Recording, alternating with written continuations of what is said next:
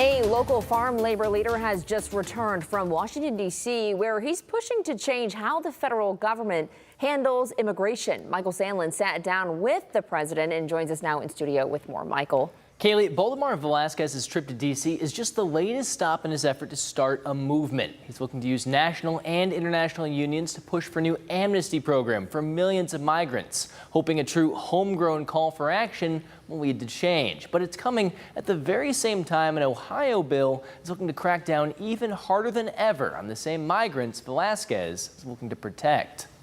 What if you use the workers of the world to apply pressure to the U.S. government? That's the question FLOC President Baldemar Velasquez has been wondering since the start of the new push for deportations. So earlier this year, he formulated a plan, an amnesty program, ironically enough, based on the actions of a past Republican president. We're calling for a repeat of the Reagan amnesty of '86. Bring them into some status where they're working with all the obligations of a worker, taxpayer.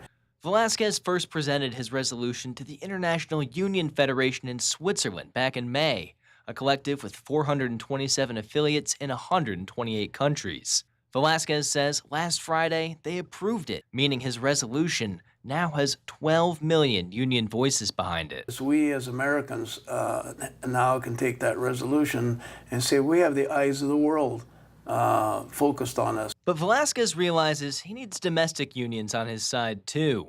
That's why he took a trip to D.C. this week, submitting his resolution to the AFL-CIO, the largest federation of unions in the U.S. Velasquez says their leadership is still looking things over, but if he gets their backing, he would have the support of an additional 15 million workers. Velasquez says only then would he even consider reaching out to lawmakers to write legislation. We have to create a national movement in this country. But as Velasquez fights for amnesty, Republicans in the Ohio Congress are looking to make deportation even easier. Ohio Senate Bill 172, which just passed in the Senate and is now moving over to the House, would end sanctuary cities in the Buckeye State and allow for the arrest of migrants without a warrant. Some members of the Ohio Congress, like Representative Josh Williams, say it simply allows for better enforcement of federal law. But Velasquez says, with no due process, the bill goes against the very principles of the United States.